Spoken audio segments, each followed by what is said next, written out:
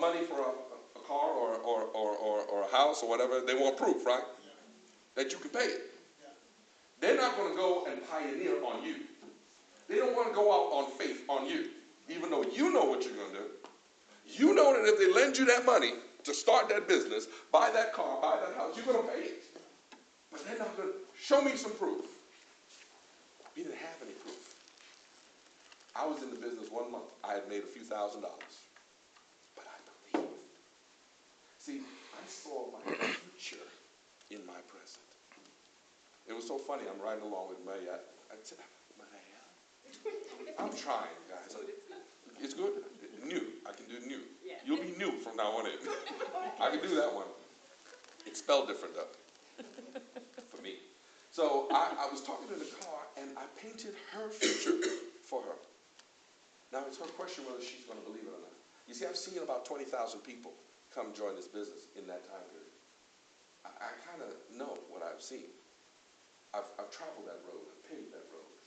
So I painted her future, and now it's up to her to believe and travel with me. Well, that's what we were doing back then, but there was no success model. There was no proof. But Geraldo said, you know what? I don't care. I'm going to hang in there. Now, can I tell you, just like when I got started, they told me to say 4 questions. Anybody ever heard of the 4 questions before we go? How many of you guys are in the business? Just show your hand. Okay, so you heard the 4 questions, right? Do you or anyone you know drink coffee or tea at least on occasion, right? That's what they told us to say. They taught us that. Do you? Is that easy to say? Do you or anyone you know drink coffee or tea at least on occasion? It's pretty easy, right? Guess how it came out every time I said it when I first got started. Do you drink coffee? Oh, I messed it up bad. I messed it up bad. But the person I was talking to didn't know I messed it up. You understand? They didn't know I messed it up. I messed it up till I got good at it. Well, I got to tell you, when Geraldo started, she messed it up too.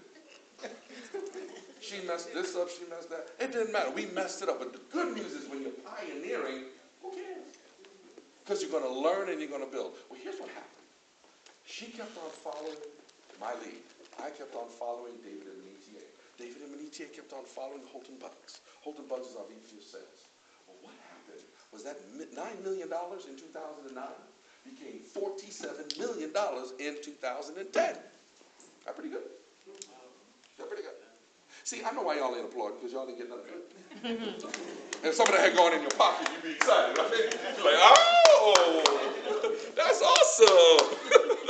Okay, because some of y'all got started maybe in 2011. But you see, in 2011, we went from $47 million to $150 billion.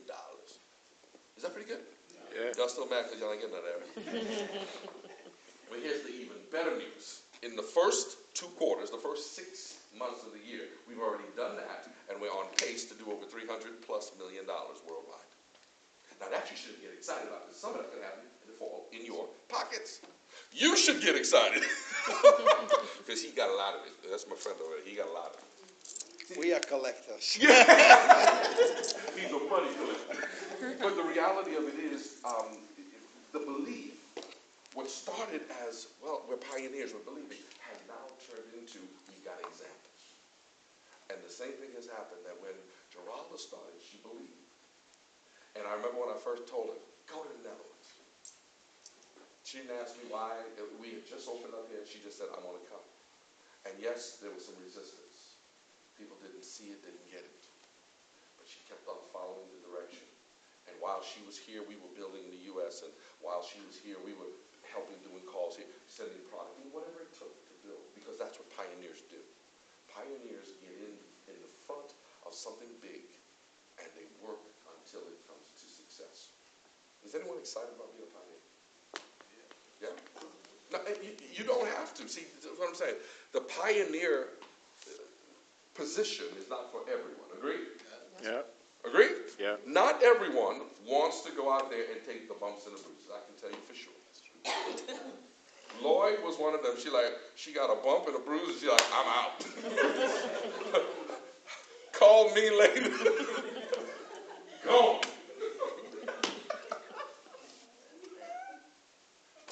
So it's not for everybody. And that's why when we do these type of informal presentations, we let you know, guys, we're just sharing some information with you.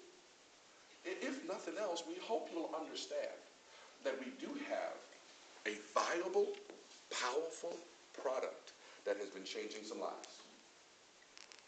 It's a very viable, powerful product that's been changing some lives. Now, I'll just share from my background. I didn't really care about that when I got started. I was so broke I needed some money. Changed my life? Yeah, call me on that later. Can I make some money? Can I make a little bit of, no, I needed a little more than a little bit. I needed about $5,000 US because I was in trouble. Financially, I was in trouble. Anybody ever been financially in trouble? Yes. Ever been financially in trouble? We call that in the U.S. being broke. I've renamed it. You're financially challenged. You broke. And broke isn't a bad thing. You know what I'm saying? Some people, I can't tell my friends I'm broke. They know you broke. I can't tell. When there's more money going out than that's coming in, you're broke. And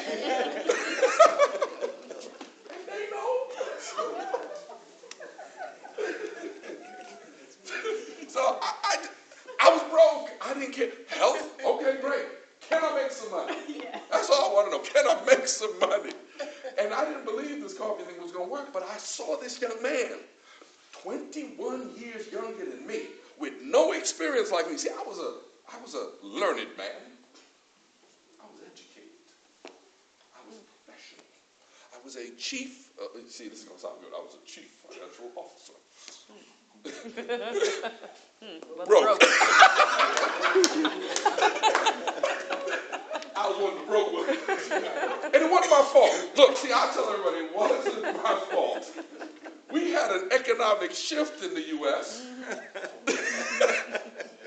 We got caught behind it. I mean, it happens. But here I am. I'm the guy making the decisions at the company that I owned, co-owned, that everybody's salaries was getting cut, including mine.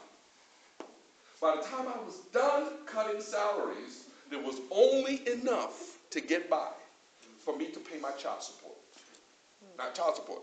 I'm divorced, my kids need money, I send it to their mom. That's child support. We call it alimentatie. Okay. Alimentatie. Alimentatie. Alimentatie. Really? I can do that. I can do that. So I had child support. Forget this word. It's not a good word. It's always, this word costs you money. Money goes out that way. Yeah. Well, I had a lot of that. Yeah.